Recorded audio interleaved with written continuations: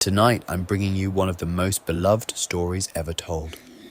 It's full of sorrow, wonder, and a kind of love the world too often forgets.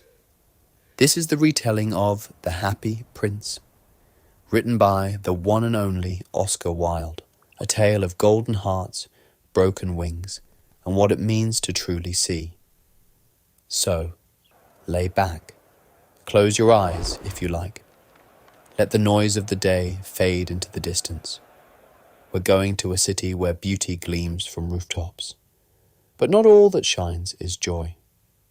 In the very heart of the city, where the streets curled like ribbons and the rooftops gleamed with broken slates and chimney smoke, there stood a towering column of white marble.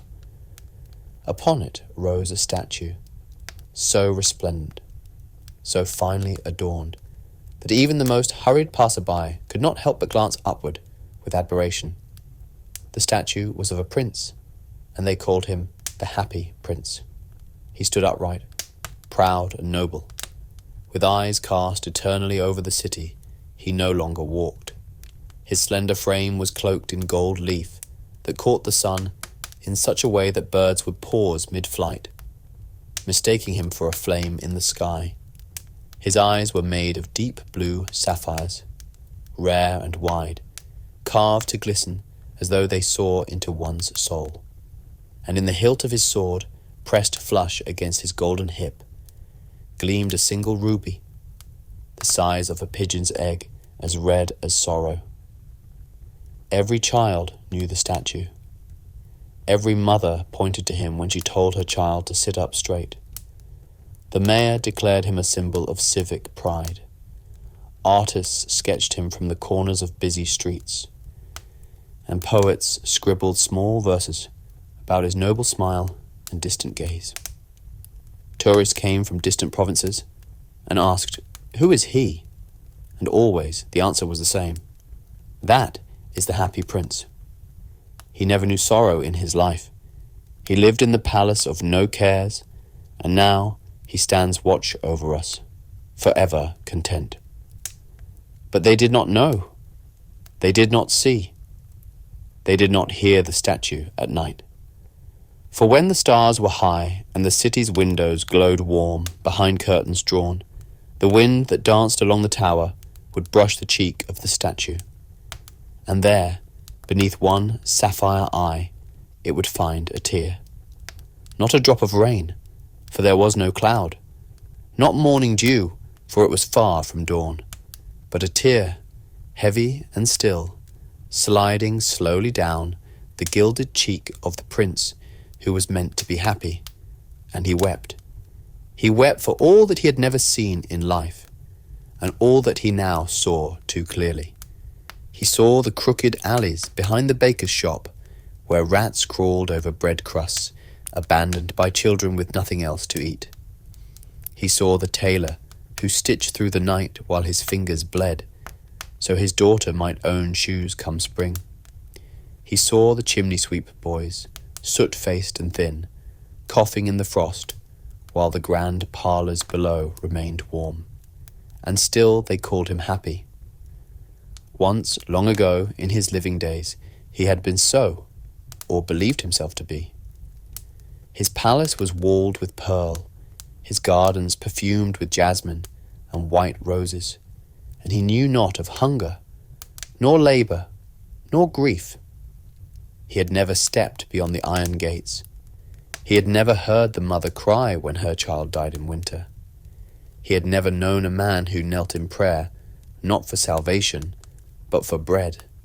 And so, yes, in life he was happy. But now, in death, he had been placed high enough to see the truth, and it broke his heart of lead. But the people did not hear the statue speak, nor see his tears. To them, he remained the same, a noble monument, a symbol of wealth and history. And so they passed beneath him, busy with their burdens, speaking of taxes and dresses and the price of grain. And the Happy Prince remained above, weeping silently in the moonlight, as the wind kissed his golden cheek and the city below slept on. At sunrise, the prince stood golden again.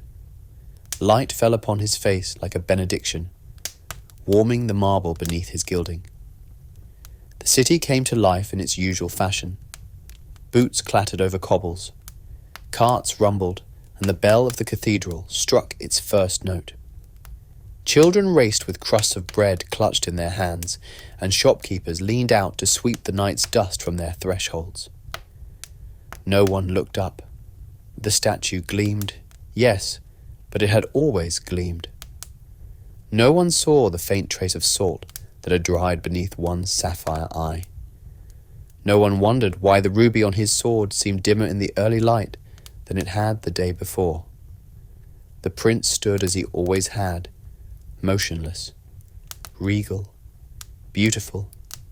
But the world beneath him moved, and the prince saw everything. Though his form was cast in stone and lead, his soul, if such a thing could live inside iron and jewel, remained ever watchful. He had no voice to cry aloud, but his thoughts flickered as the clouds passed by. His sorrow had not faded with the night. He watched a woman carry her sleeping child through the morning frost. Her dress was patched at the shoulders, her shoes threadbare.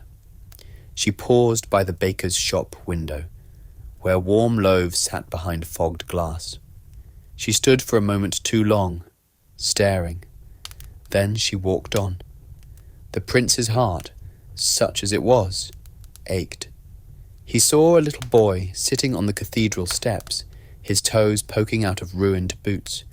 He had no coat. His hands were blue at the fingertips, but still he smiled at the pigeons, scattering crumbs he had saved from the day before. A priest passed him without stopping. He saw a young man lean over a desk in a garret above the apothecary. The window was cracked, the candle low. He pressed his hand to his temple and stared at the page before him. No words came, only cold. Once, in life, the prince would have seen none of this. His father, the king, had declared the city perfect. A kingdom is its palace, he'd said, and thus the young prince learned to measure goodness by the thickness of carpet and the shimmer of crystal. He had thought the world beautiful, for he had only seen its painted walls. Now, from his height, he saw what lay behind them, and the knowledge pressed upon him like winter wind.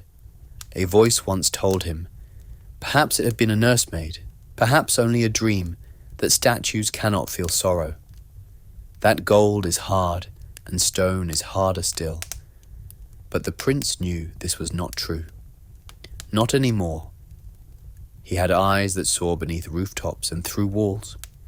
He had ears that heard the silence where music should be, and laughter was lost. He had a heart that could not beat, but somehow still broke. The city was beautiful by daylight. That much was still true. But he now understood it was a beauty built on forgetting. And the happy prince could not forget. Not the way the rich did. Not the way the busy did. Not the way he once had. So he stood, silent, watching. And the gold upon his chest gleamed bright, but meant nothing. Not to the barefoot child. Not to the mother at the bakery. Not to the poet in the freezing room. They would never know he saw them. But he did. And that was where his sorrow began. Autumn had grown old. The trees in the city gardens had already surrendered their last gold coins to the wind, and the sky no longer blushed at dawn, but turned a tired grey, like worn silk. The prince watched the clouds drift slower each day. He counted them, not in hours or moments, but in silences, long and soundless hours, as the world bustled below, and he stood still above it. He might have stood watching forever, unchanging, undisturbed. Had not the swallow arrived? He came on wings too small for the winds, his feathers wind-blown and travel-worn, cutting alone through the chill dusk. His companions had flown south weeks before, toward the warmth of Egypt to the sunlit tombs and the bulrush-fringed riverbanks where dragonflies danced like fire. But this one, Swallow had stayed behind, not for delay nor injury, but for love. He had fallen in love, as only birds do, with a reed that grew beside the river far beyond the city gates. She was slender and green and swayed with the breeze in such a delicate way that the swallow thought her the most graceful creature ever born of earth and water. He had flown in circles above her, singing, fluttering, diving. He had whispered soft chirps into her leaves. He had plucked mayflies from the stream and laid them at her roots. But the reed did not love him. She was fond of the river's voice, not his. She bowed to the current, not to compliments. Still he stayed until the cold crept in and his friends were gone, and the river grew thin and hard with frost, and only then, with bitterness heavy in his wings, did he flee toward the city. I shall spend just one night, he told himself, spotting the tall white column rising like a candle against the twilight. Then I'll be off to Egypt. The pyramids will not fly away, and the palm trees will not forget me. And so the swallow alighted between the feet of the happy prince. Ah, he murmured to himself, ruffling his feathers, this shall do nicely. High enough for the wind to sing to me, and far enough above the traffic of coaches and fools. But as he tucked his head beneath his wing, a drop of water fell upon his back. He shivered and looked up. Strange, he muttered. Not a cloud in sight. The stars are out. And yet, it is raining? Another drop fell, heavier this time, striking his wing. Then another, warm and silent. Is there a leak in the moon? He chirped in irritation. And then he saw the tears. They rolled down the statue's golden cheeks, slow, solemn, and luminous. The swallow, startled, fluttered up to perch upon the prince's shoulder. The statue's lips did not move, but his sorrow trembled like the strings of an unseen harp. "Who are you?" the swallow asked softly. "I am the happy prince," said the statue. The swallow tilted his head. "Then why do you weep?" The prince's voice came not through sound, but through sorrow. A whisper in the stone, a warmth behind the chill. "When I lived," he said, "I had a heart that beat, but I did not know the world. I lived in the palace of delight, where sorrow may not enter. I knew nothing beyond the garden walls. I thought happiness eternal, because I had never seen suffering. Now I am dead, but I see it all, and I cannot look away." The swallow was quiet. He too had known the thrill of gardens and music. But this was another kind of song, heavy and wordless, like snow falling upon bare stone. "Far below me," the prince whispered, "there is a woman who sews in the shadows. Her hands are raw with work, but she earns no warmth. Her child lies ill upon a straw bed, with no fire to ease his fever. They will not live through the next frost." He paused. The swallow saw a shimmer upon his sword, the great ruby. "Swallow, swallow, little swallow," the prince murmured, "will you not be my messenger, and bring her the ruby from my hilt?" The swallow blinked. "I am not a messenger," he said softly. "I am going to Egypt."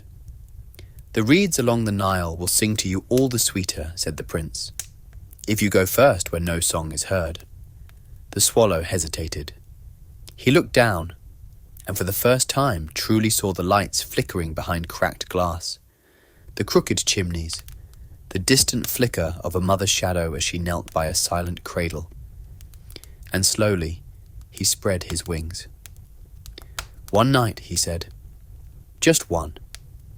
The statue did not answer, but for the first time since he had been raised upon the column, he did not cry. Night had deepened, and the wind had found its voice. It howled low through alleyways, curled around lampposts, and rattled the shutters of those too poor to fix them. Somewhere, church bells struck the hour.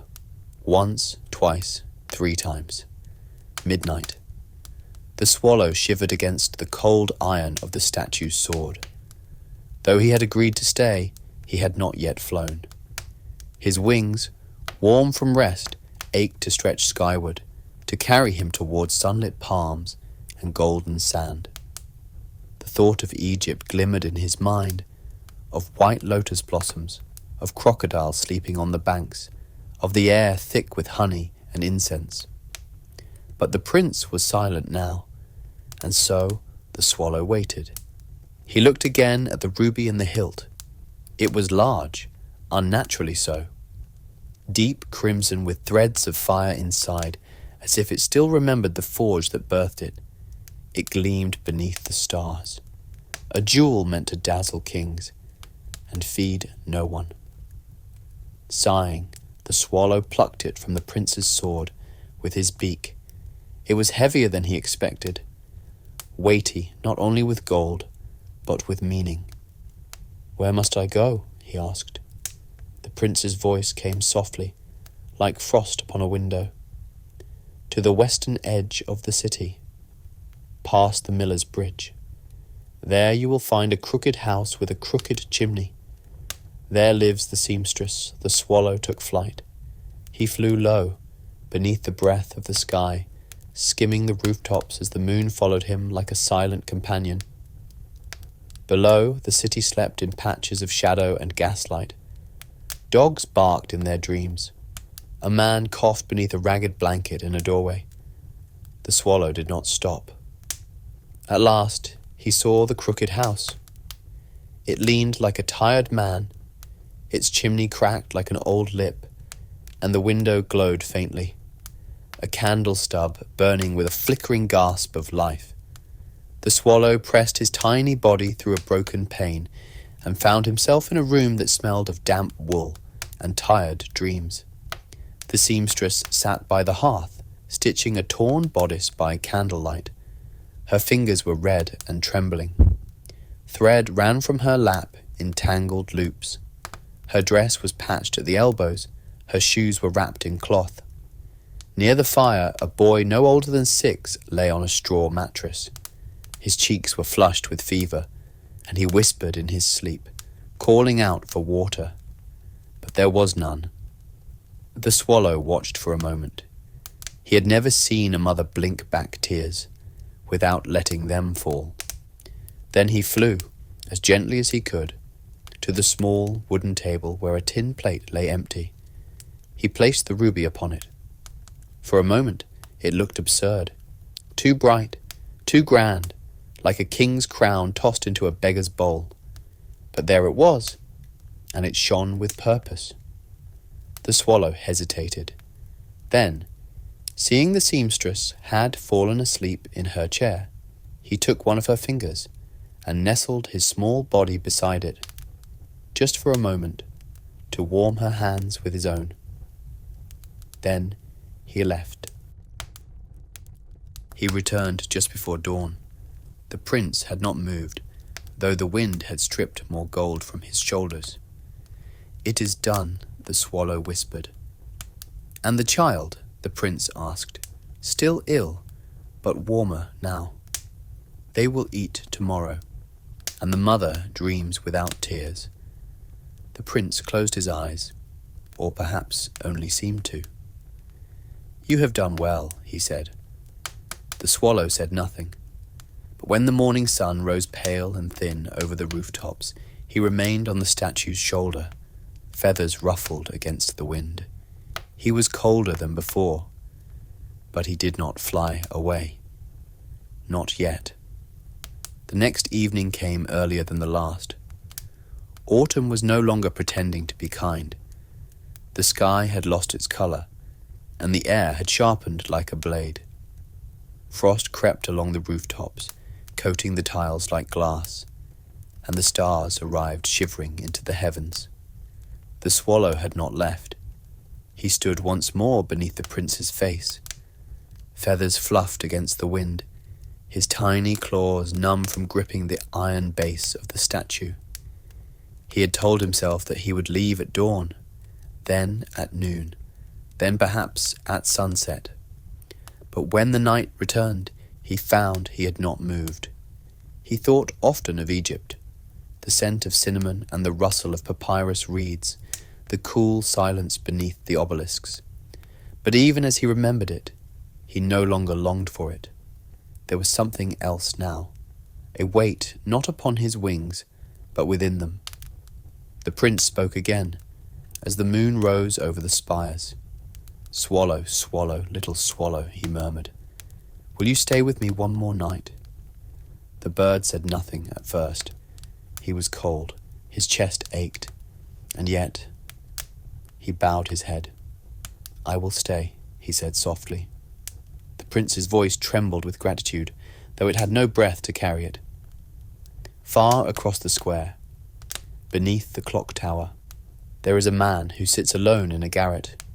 He is a writer, or tries to be. He is finishing a play for the theatre, but he has no fire, and the ink in his bottle has frozen solid. Hunger gnaws at him like an old friend. His hands are too numb to hold the pen. The prince paused. He dreams of beauty, but he writes in the dark. He will not finish his work. He will not be paid. Not in time. The swallow looked up at the statue's face, that still, solemn face streaked with a memory of tears. Then he looked at the prince's eyes. Two great sapphires, carved long ago from the depths of the east, blue as glacier waters, deeper than sky. "You cannot see without them," the swallow said. "No," said the prince, "but I have seen enough." The swallow hesitated. Then, carefully, with beak and claw, he worked the sapphire from the statue's right eye. It came free with a faint ringing sound, like the chime of a glass bell, and the prince did not flinch. The swallow clutched the gem between his feet. It was heavier than the ruby, colder too, and it shimmered in the starlight like the last tear of the sea. Then he flew. The journey was short, but difficult. The wind pushed hard now, impatient and unkind. The swallow's wings ached with every beat, and the cold bit cruelly beneath his feathers.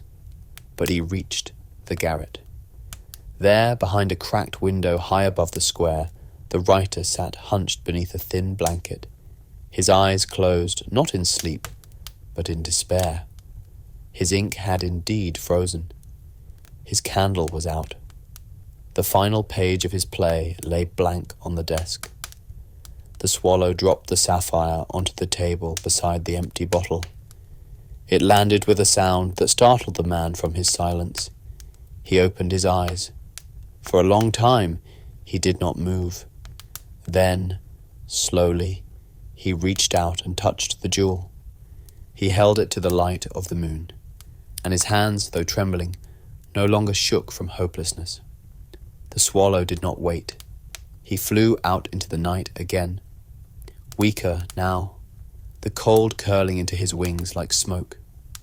At dawn, the prince stood as silent as ever, though now one of his eyes was empty. A dark socket, gazing forever at a city that had never known how much he gave. The swallow returned, silent, breath catching in his throat. "It is done," he whispered. "You are kind," said the prince. The swallow folded his wings and pressed himself against the stone. "I can see what you see now," he said. "The city is full of sorrow." "Yes," murmured the prince, "and full of those who turn their faces away from it." The swallow closed his eyes, but he did not fly to Egypt. The days shortened. The shadows lengthened. The city's chimneys began to spit smoke in earnest, and the streets no longer echoed with laughter, but with footsteps hastening home. Winter had not yet arrived, but it had written its name upon every window pane, every breath, every stiff-jointed morning. The swallow awoke before the sun. He no longer dreamed of Egypt.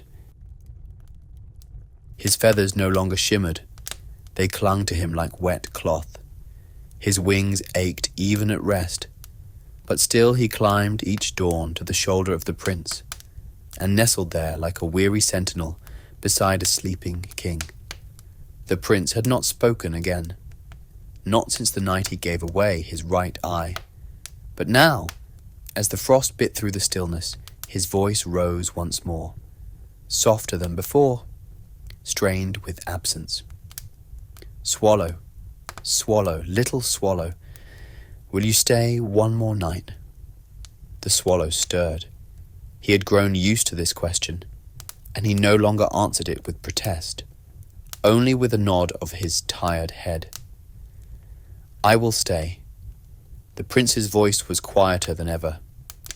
There is a little match girl, barefoot in the square below. She has dropped her matches in the gutter. They are ruined, and she cannot sell them. Her father will beat her if she returns home with empty hands. She is crouched now beside the fountain, sobbing into her apron. The swallow, despite his weariness, stood tall upon the prince's shoulder. Then I must bring her something, he said. But there is no ruby now, no gold left. You gave them all a silence. And then, gently, take my other eye. The swallow recoiled. No, he cried. You will be blind. Yes, said the prince, but she will live. The swallow looked at the statue. The cold metal of the face that had once glowed with gold, now dim and bare. One eye already gone, and now the other. Then you will see nothing, the swallow whispered. You will never again know what becomes of them. But I will know they are warm, said the prince, and that is enough. The swallow said nothing more. With reverent care he drew the second sapphire from the statue's left eye. It slid free like a frozen tear, leaving only darkness behind. The statue was blind now, not in marvel, but in mercy, and the swallow, his wings shaking, clutched the final jewel in his claws and flew once more into the brittle night. The little match girl was exactly as the prince had described, no more than 7 years old, crouched beside the dry fountain, her tiny hands curled around a bundle of damp matchsticks. Her face was blotched with cold, her eyes swollen from crying. Her apron was too thin for the wind. Her feet were bare and bruised from the stones. The swallow landed before her, quietly, gently, and placed the sapphire in her lap. It glowed blue in the moonlight, like a star fallen just for her. She stared at it in disbelief.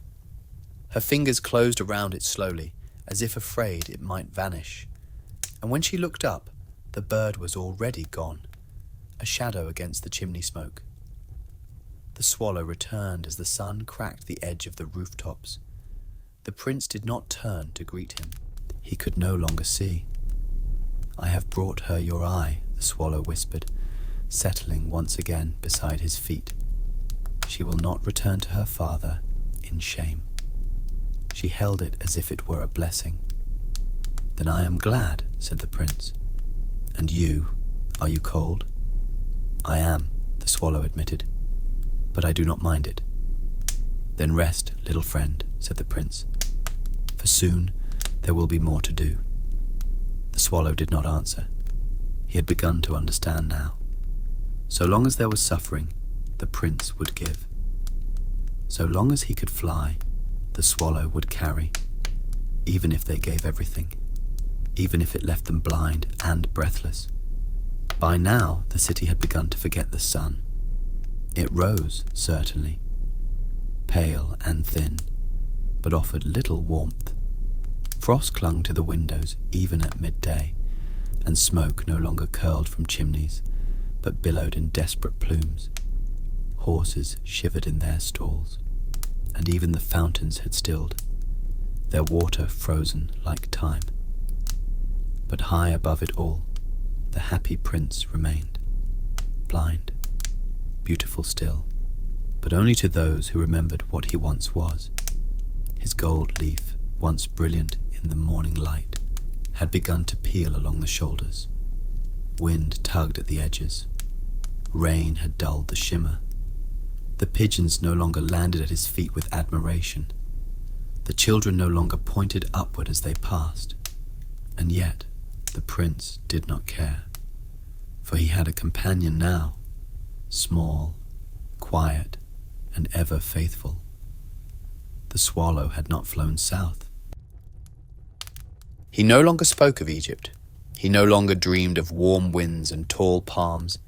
He dreamed only of flying, not to escape winter, but to deliver something warmer than sun. That night, as the fog sank low over the rooftops, the prince spoke again. "Swallow, swallow, little swallow, will you stay one more night?" The swallow gave no answer. He only looked up. He had long since stopped saying yes. "There are more who suffer," the prince continued. "A boy beneath the viaduct who sells buttons to feed his mother. He has sold nothing in 2 days. He lies now on his side, pretending to sleep so she won't worry. And there, near the spinning house, a widow keeps her shutters closed. She has not eaten in 3 days. She will not open the door if asked. She is ashamed." The swallow waited for the prince to name another jewel, but there were no jewels left. "Take the gold," the prince said. The swallow looked up. "The gold? Yes, the leaf upon my body. It is all I have left. But then," the swallow hesitated, "you will be grey, dull, ordinary, and they will be warm," said the prince. So the swallow began. Night after night he plucked the gold leaf from the prince's body. Tiny flakes, delicate as moth wings, but precious beyond measure. He carried them in his beak and dropped them, piece by piece, into the palms of the poor, the forgotten, the quiet suffering of the city. A handful for the button boy, 2 for the widow who never asked, 1 for the old man who sang to himself because no one else would. Each time he returned, the prince was a little dimmer. Each time the swallow was a little slower, but still they continued. A child who had never owned a toy woke to find a golden coin beneath her pillow. A baker, deep in debt, found enough gold to pay for flour. A crippled soldier, begging in the frost, opened his hat and found enough to sleep indoors for a night. None of them knew where the gold came from. None looked up at the statue, now dulled and disfigured. Why would they? The world rarely looks up when the beauty fades. At last, the swallow returned from his longest flight yet, his wings heavy, his breath thin, his eyes dull with fatigue. He landed beside the prince's feet, and even then stumbled. "You must rest," the prince said. "I will," whispered the swallow, though he knew he would not. Not while the prince still called. "You have given away all my beauty," the statue said, "but the city is beginning to shine in places." The swallow looked up. The prince was no longer golden, no longer radiant, but in his brokenness he had become something greater. A secret light glowed from within, unseen by the people, but known to a single bird and the wind. Snow fell that night. Not the light dancing snow of childhood stories, but the heavy kind, thick and soundless, falling like sorrow, blanketing rooftops and silencing streets. The city slumbered beneath it, smothered in white. Even the cathedral bells rang softer, muffled by the storm. But the prince still stood, no longer gold, no longer crowned by light, just a grey statue on a pale column, barely seen, barely noticed. And at his feet, curled into the cold hollow of his cloak, the swallow slept. If such a thing could be called sleep. His feathers were soaked, His eyes remained closed, even as the snow gathered on his back. His breath, once quick and curious, now came in long, shallow threads. He did not dream of Egypt any more. He dreamt only of warmth, not for himself, but for those he had helped. The prince, blind now, could no longer see the bird, but he could feel his absence when the swallow did not speak. "Swallow," he called softly. The bird stirred.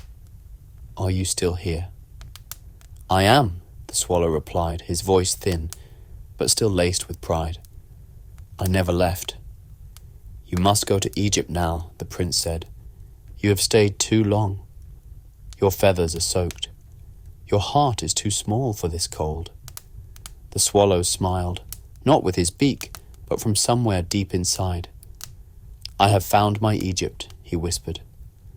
"But you will die if you remain," said the prince, voice cracking like old stone. "I would rather die at your feet," said the swallow, "than live beneath the sun and forget you." The wind rose then, not cruelly, but with a certain reverence, as though it, too, understood the gravity of what passed between a statue and a bird. The swallow coughed once and nestled closer to the prince's feet. He placed his head against the leaden shoe and shut his eyes. "I saw a little girl smile today," he whispered. "She found gold beneath her pillow. She thinks the stars left it." The prince did not answer, and so the swallow spoke again.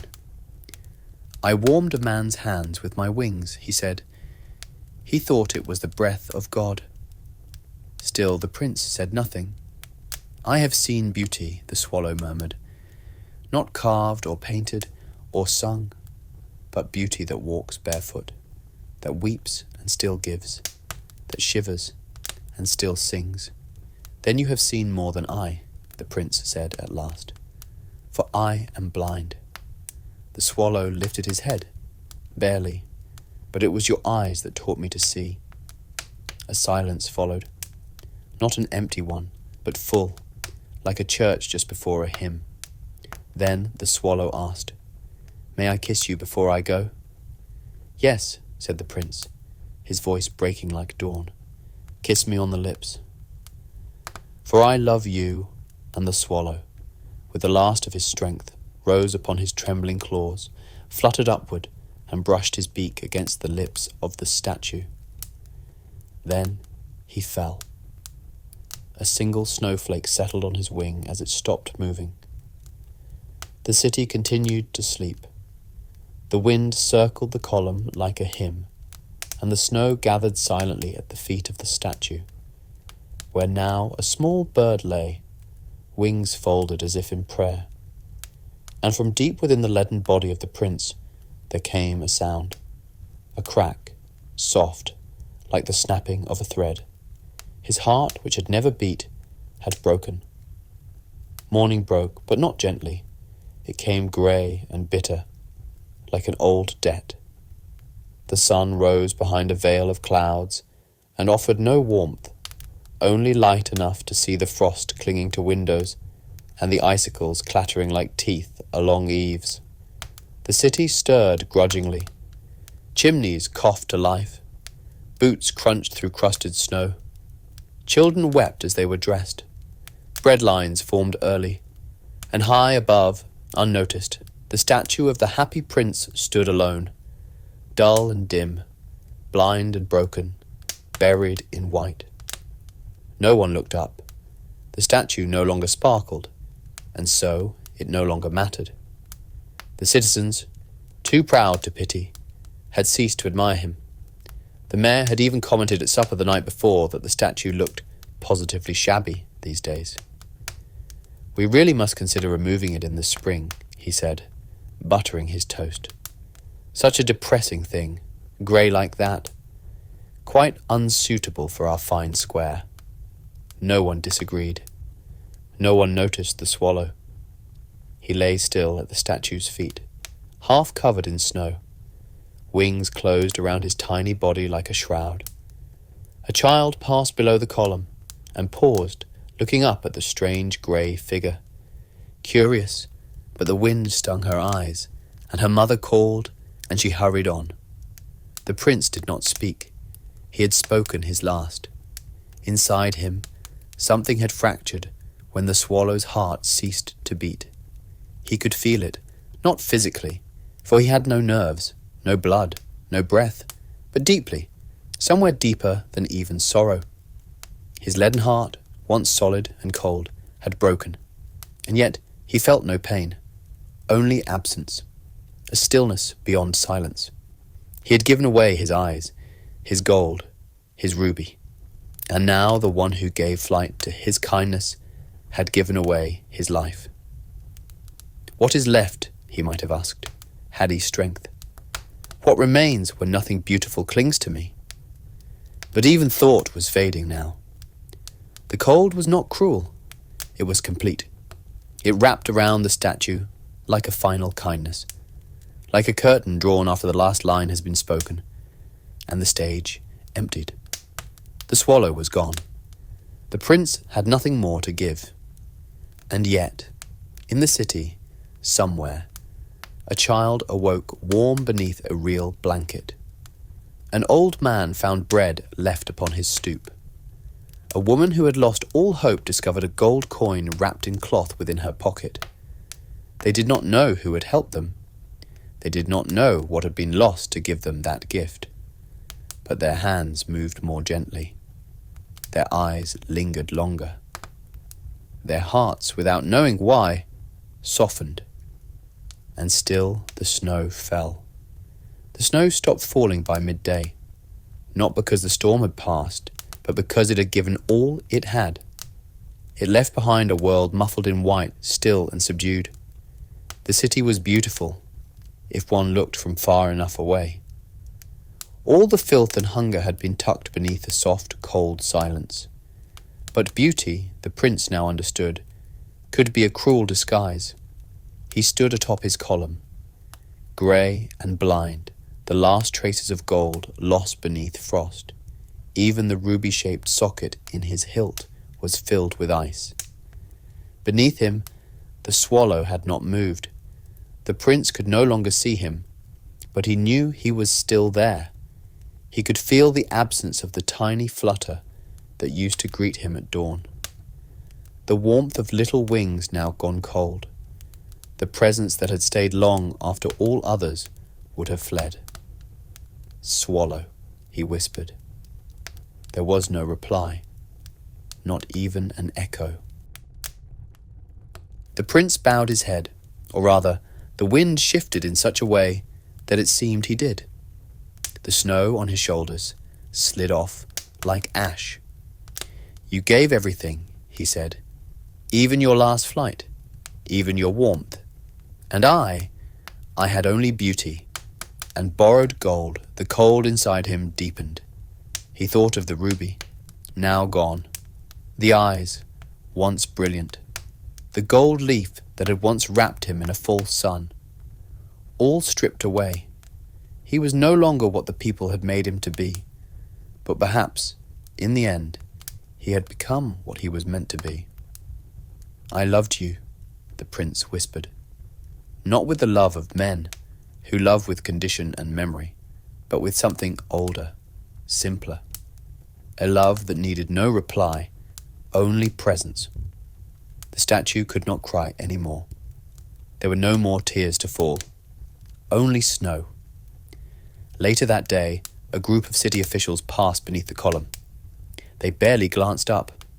One of them, the councillor, remarked, "How drab the statue has become. No colour, no light, an embarrassment, really." "I suppose the pigeons have ruined it," said another. "I thought he was supposed to be gold," said the mayor. "Looks like rust now." The bishop, who had joined them for formality, said nothing. He only looked once at the statue's feet, at the small, frozen form of the swallow, and for a moment frowned.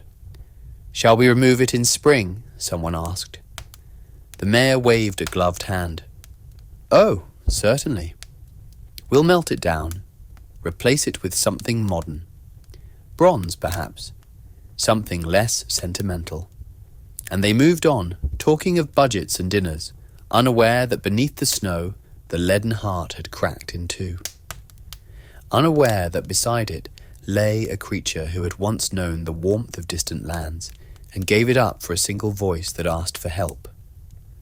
Unaware that what had happened there was the closest thing their city had ever come to holiness. It crept into the city more out of habit than desire, pushing back frost one timid morning at a time. The snow melted slowly, revealing streets that had not changed, only dried. The people complained of the damp, of the mud, of the cost of coal. No one spoke of winter's sacrifices. And on the first clear day of the season, the mayor kept his word. He stood in the square, surrounded by officials in coats too fine for the weather, pointing up at the statue that once made the city proud. The happy prince, or what remained of him, looked down with sightless sockets.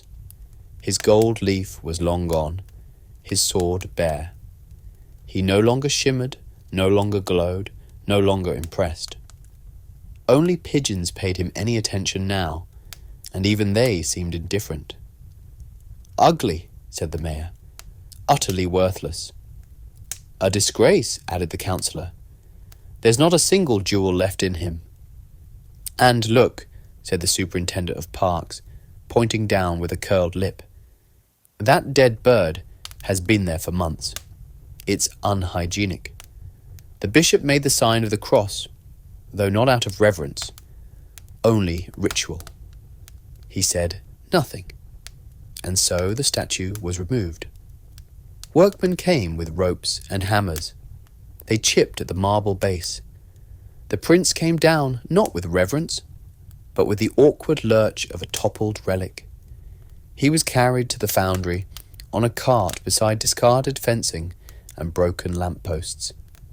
Children watched from windows, not knowing that they were witnessing the end of something sacred.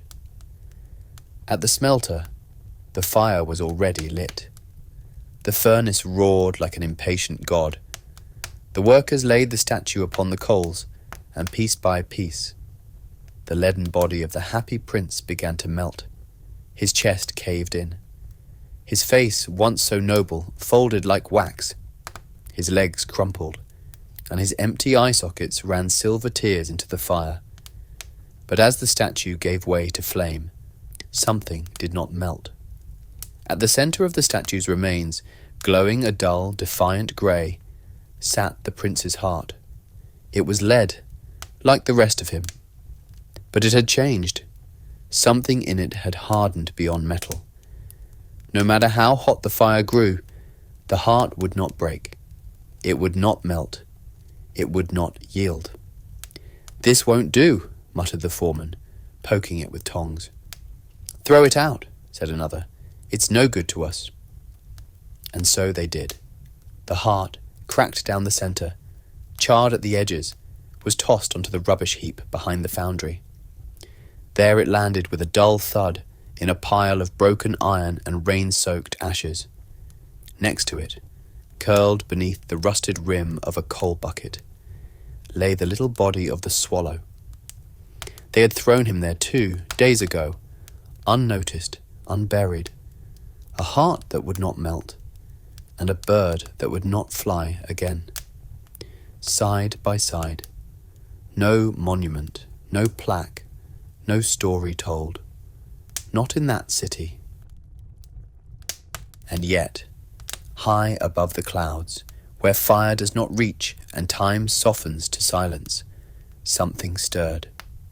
For in that moment, as the ashes of the world fell away, an unseen figure passed through the city, cloaked in light no eye could bear.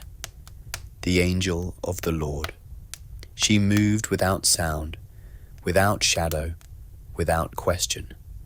And when she came to the rubbish heap, she did not hesitate. She reached down with hands that knew sorrow, and took from the ash heap the two most precious things the city had forgotten: the broken heart of the happy prince, and the dead body of the little swallow. Then she rose slowly, solemnly, and carried them away. The foundry burned day and night.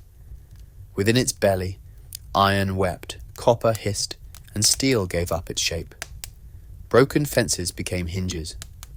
Bent street lamps became cannon fittings. Everything eventually became something else. But not the prince. He had been melted down, all but one piece. His gold had long vanished, scattered in flakes across the hands of the poor. His eyes were lost, glowing faintly in unknown pockets. His ruby had vanished into the arms of a mother who never knew his name. And his body, the hollow form once placed atop a marble column with ceremony and applause, had fed the fire like anything else. There was no pause, no hesitation. The smelter did not care what the statue had meant. What could not be sold, what could not be reused, what could not be made useful again, was discarded. And so the heart remained. Lead, yes, but not ordinary lead. It had become something else. It had once been cold. Now it was still. It had once been solid. Now it was split. But within that split there lingered something unseen. The faintest ember of what had been given without expectation. Of kindness given with no need for recognition. The workers didn't understand it. "This thing gives me chills," said one, lifting it with gloved hands and immediately dropping it. "It's too heavy for its size." "It should have melted," said another. The foreman spat in the dirt. Some alloy defect. Toss it out.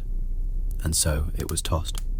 Into the yard behind the smelter, where rust went to die, where rain made its quiet cemetery among things no longer wanted. There it sat, unmelted, unmarked, unclaimed. It might have stayed there forever, if not for what came next. Late that night, after even the furnaces slept, a wind moved through the yard, but it did not stir the ash or bend the weeds. It carried no scent, no sound, only stillness. Then came the light. It was not moonlight, not starlight, not the cold electric light of city lamps. It was softer, older, the kind of light that never falls on the eyes, only on the soul. The angel of the Lord stepped gently into the yard. She moved through the scattered debris with neither revulsion nor judgment. No fire could touch her. No smoke dimmed her presence. Her robes did not ripple in the wind, for no wind touched her. She did not look at the old rails. She did not touch the rusted pipe. She walked past the discarded wheels and axles, the broken tools, the forgotten bones of machines. She walked straight to the heart and stopped. She bent, not as a queen, but as a mother, and lifted it with both hands, cradling it as one might cradle something very small and very, very tired. It was cracked down the center, but it was not empty. She placed her other hand beside it, and there, in the ashes beneath the coal bucket, she found the swallow, small and curled and quiet. The angel did not marvel. She did not mourn. She only whispered, "These are the two most precious things in the city." Then she turned and rose. No one saw her leave. But those who slept uneasily that night dreamed of warmth without source, of flight without fear, of a statue without gold, and a bird without song, whose names they had forgotten, but whose light remained in their dreams. Beyond the chimneys, beyond the towers and bells, beyond even the reach of memory, there is a place where no city can go. It lies above the clouds, past the breath of the highest wind, beyond the gilded vault of sky. There, in the halls that are not made of stone or flame, light does not shine. It is. Here nothing is forgotten. Here nothing beautiful is wasted. Here nothing that has given itself wholly is ever truly lost. The angel of the Lord entered this place without announcement, for none was needed. She bore her two offerings, one in each hand, as solemn as a priestess, as tender as the first falling snow. In her right hand, the broken heart of the happy prince, cracked through the center, darkened with ash, yet still impossibly heavy, as if sorrow had made it sacred. In her left, the little swallow, so light, so fragile, he seemed made of sleep. And all who dwelled in that place knew what she carried. They did not ask who they were. They did not ask why the heart was broken, or why the bird did not sing. They saw, and that was enough. Then came the voice. It was not loud. It did not thunder. It did not strike with fear. It was the sound of first breath, the hush of a hand over a crying child, the stillness of stars being born. And the voice said, "You have brought me the two most precious things in the city." The angel bowed. "Yes, Lord. I have brought you the heart that would not melt, and the bird that would not leave." The voice was silent for a moment. Then it spoke again. "You have done well." And that was all. But in that single sentence, heaven shifted. The heart, still cracked, was not mended, for there are some wounds that are not meant to be erased, but it was lifted, and it pulsed with light, and what once held only lead now held remembrance. The swallow did not awaken, for his sacrifice was complete, but his wings were touched with gold, not of earth, and where they once beat to carry sorrow, they now beat in eternity. And so, in the realm beyond flame and stone, the happy prince and the swallow were made whole again, not as they had been, but as they had become. Their names were not carved in marble. Their likeness was not cast in gold. No city honored them, but in the hush between stars, in the warmth that arrives when kindness is given without reward, in the silence that follows an act of love unseen, they remained. There are no seasons in the garden of God, no frost to bite the fingers, no wind to steal warmth from the bones, no sun to scorch, no night to fear. But there is a tree there, older than time, younger than sorrow, and beneath it the prince stood once more. Not clothed in gold, not crowned with ruby, but whole. His body no longer bore the stiff shape of a statue. His hands moved freely now, not to command, but to comfort. His eyes, blue still, though no longer jewels, gazed not downward in sorrow, but outward in peace, and perched upon his shoulder, wings folded with gentle pride, was the swallow. He sang again. Not the songs of rivers or reeds, not the fluted notes of summer skies, but a quieter tune, a melody woven from things never said, from hands held in silence, from warmth shared without name. They did not speak often. What was there to say when the soul speaks simply by being near? And yet, when they did speak, it was always soft. "I no longer remember the palace," said the prince once. "Nor do I remember the Nile," said the swallow, and they both smiled. In the garden of God, many came and went, souls who had known pain and love and loss. They walked past the prince and his companion, and sometimes paused. One old woman, who had once sewn until her hands bled, sat beneath the tree and rested her head upon the prince's lap, though she did not recognize him. A child, who had once found gold beneath her pillow, giggled as the swallow fluttered around her. A poet, long forgotten, wrote again beneath their shade. None of them knew who these two were. They only knew the garden seemed warmer where they stood. And though the prince no longer watched the world from atop a marble column, he saw farther now. He saw the light of small kindnesses igniting in dark places. He saw hunger eased by unseen hands. He saw sorrow carried not by statues, but by strangers who stayed a moment longer than required. He did not need to fly to those places any more. others would, not in gold, not with wings, but with hearts that had cracked and kept beating anyway. He turned to the swallow one day and said, "Do you remember the snow?" And the swallow chirped, "I remember the warmth between your feet." They sat together beneath the tree that blossoms endlessly, not with flowers, but with remembrance. The statue was gone. Years passed, and the pedestal on which he once stood became home to pigeons, then vines, then nothing at all.